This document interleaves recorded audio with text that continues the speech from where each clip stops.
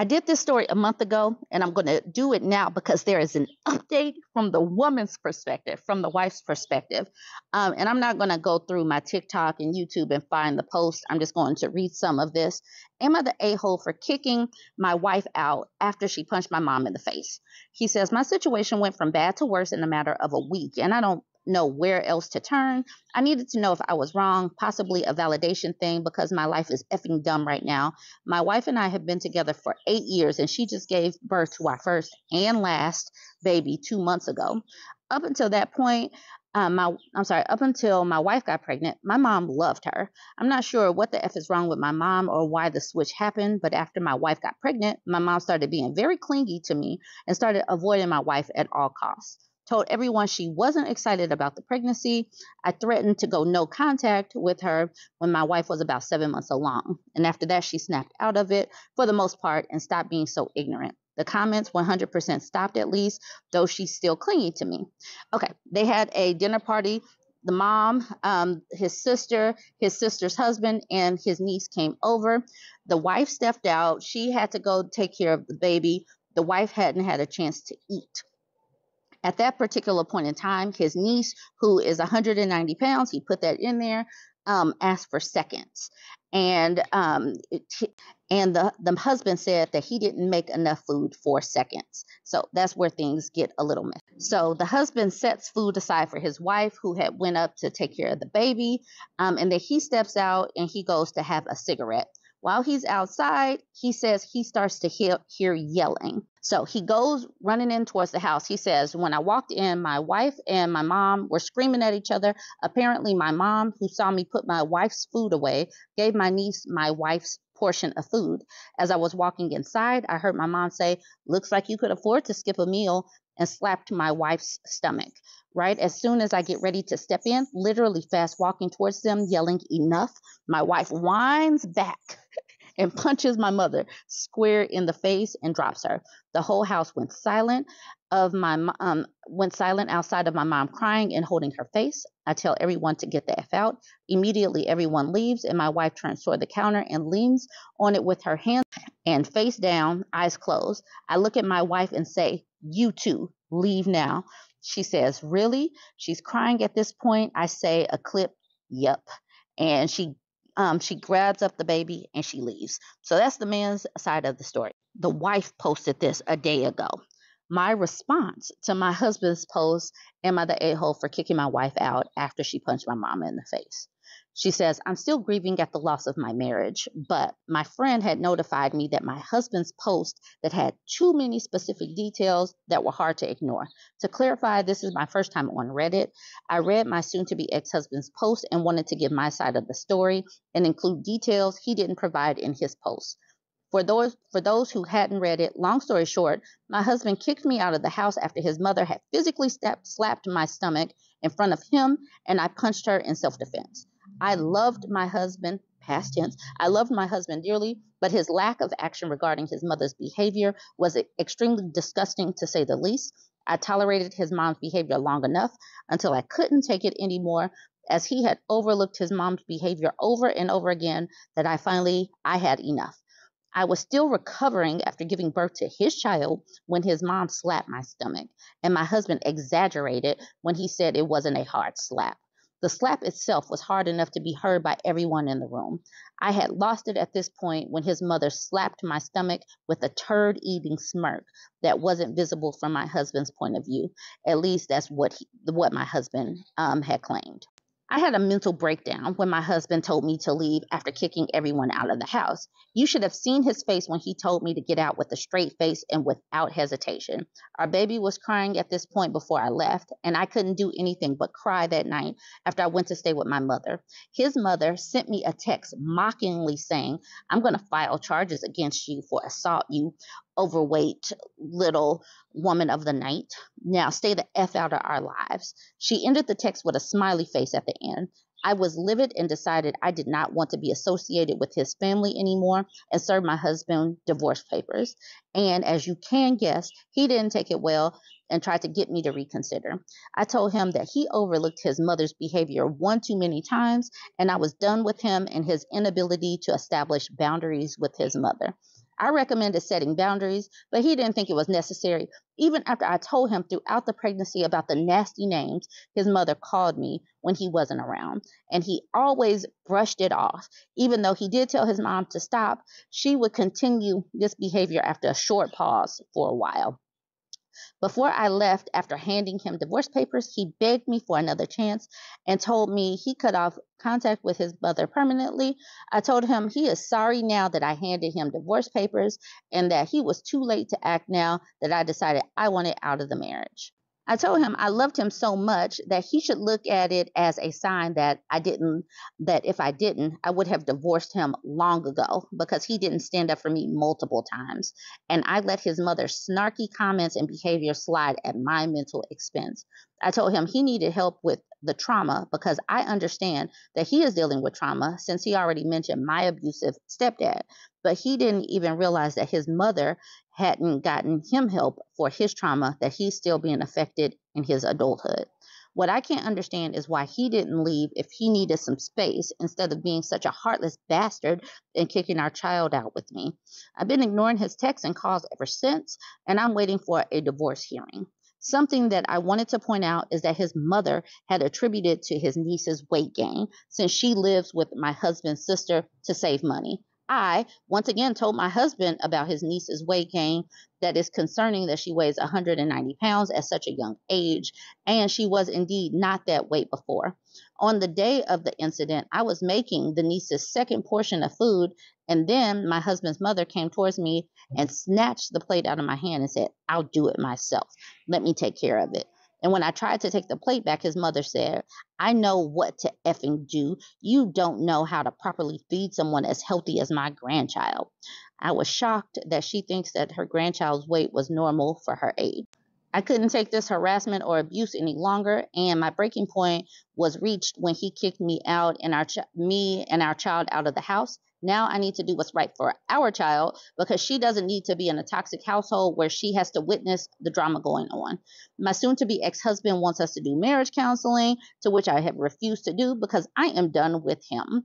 I started to feel slightly guilty with his begging and gaslighting. I just want to be done with him. I blocked him as recommended by my lawyer, but he keeps reaching out through his other family members and siblings. What should I do to make him go away until the divorce hearing? Block everybody. Just block. Block, block, block. That will take care of it. When they reach out to you, just block. That's all you got to do until the divorce proceeding. That is what I say because you sound done. So let it be done. Make sure they all know you're not interested, and then let them know that they are being blocked this point going forward. That's what I. Let's look at just a couple of these comments because I've already gone on for pretty long with this post. This person says, "Screenshot your husband's post. You may be able to use it as evidence to get a restraining order to keep her away from you and the baby. Also do the same with the messages she sent you. When your ex has visitation, the baby needs to be kept away from his mother." This person says, "Yep, he admitted he saw his hag of a mom hit his wife. He also admitted to illegally kicking his wife out of her home." This person says, "If it's her house, then she can get the cops to get him to leave without seeing him." This person says, it might actually be his house, but it was also the marital residence. So no matter what, he couldn't kick her out without going through an eviction process. All right, that's all the shoulda, coulda, wouldas, thinking about the date of the incident. But going forward, she just needs to block them until this happens. Anyways, I figured you guys might want to see that update since we got the wife's perspective. So jump in the comments. Let me know what you think about this one. Don't forget to like, comment, and share. We are squarely in find out season, and I am loving this season. So this woman posted in the True Off My Chest subreddit saying, "I didn't react enough to my husband asking for a divorce out of the blue, and now he's mad." She says, "I, 26-year-old female, was served with divorce papers by my husband, 27-year-old male, about a month ago. I read them over and asked why. He told me he was in love with somebody else, his coworker, and wanted to marry her. I said, okay, and began the process of moving out." All right, she says, "I own a rental property that operates as an Airbnb-like vacation home and began the process of moving there. I took all of my things, including things I paid for by myself, like all of our gaming consoles. I also spoke to one of my colleagues, a 38-year-old male, about having him represent me. I'm a clerk at a law firm. He has agreed, and we have moved forward with preparing for the divorce. My husband contacted me a couple of weeks ago, angry that I had taken all of my things and moved out. He was even more angry that I didn't have any emotional response and didn't fight for him. I explained that there was no use in throwing a tantrum about divorce and that I'd take time to process things. He dismissed me as being cold and unfeeling and said some hurtful things about me, including insulting my appearance, the way I dress, and my hobbies. I took screenshots and sent them to my colleague. We had our first hearing a few days ago, and my soon-to-be ex-husband decided to represent himself. After the hearing, he flipped out on me again and demanded why I had become my colleague's client. I told him I believed my colleague would fight for me, and I trusted him. My soon-to-be ex-husband was very upset and demanded to know why I had chosen an attractive male to represent me and asked if I was cheating on him with my attorney. I told him I wasn't sleeping with my colleague, and that was kind of insulting to accuse me of sleeping with somebody else when he was leaving me for one of his coworkers. He called me an overweight Jezebel. That's what I'll say this time, an overweight Jezebel. I'm chubby, but I'm at a healthy weight, and said I was probably paying for my attorney with Nookie. I feel really upset and needed to get my feelings off my chest. I'm glad I followed through with divorcing him, even though he seems to have somewhat changed his mind about leaving me. The funny part is she's more upset. She's more upset about him calling her overweight and a Jezebel than she was about him filing for divorce and leaving her for his co-worker. she said that he gave those divorce papers, and she was like, I bet. But he crossed the line when he insulted her appearance. Now for some of the comments. Cheaters always think that everyone else is cheating too. He's insulting you because you're not sobbing and begging him to stay, which is a blow to his fragile ego. Cheaters are cheating in part because they want lots of validation. That they're irresistible. To have you take him at his word destroys the fantasy that that you wouldn't be able to live without him. Write down everything he said and save the text and voicemail so you can get a better settlement and a restraining order if he escalates his behavior. I would tell him that he can't speak to you directly anymore and go through your lawyer, since all he wants to do is spew lies and insults that you don't have to listen to. Congratulations on the divorce, because he certainly would have made your life worse eventually. The OP says, I also believe my soon-to-be ex-husband is insecure because my colleague is an attractive man. I admit I do find him cute, but I respect him because he takes me seriously and treats me like a human being. Some of my other, more junior colleagues treat me poorly because I do their groundwork. He never has, and it had a hand in why I asked him if he would represent me. This person says, my ex responded the same way when I asked for a divorce after years of emotional and financial abuse and cheating. Naturally, I was sleeping with every male that crossed my path, but I was also too fat and unattractive for anyone else to want me. He was not amused when I asked which was it. OP, you're absolutely doing the right thing by not giving him an emotional response. That's what he wants. He wants you to become unhinged so he can talk about what a psycho he escaped from. Don't give him that satisfaction. This person says, my cheating ex accused me of cheating because I turned down his offer that we could still bang while separating. And the following person says, so generous.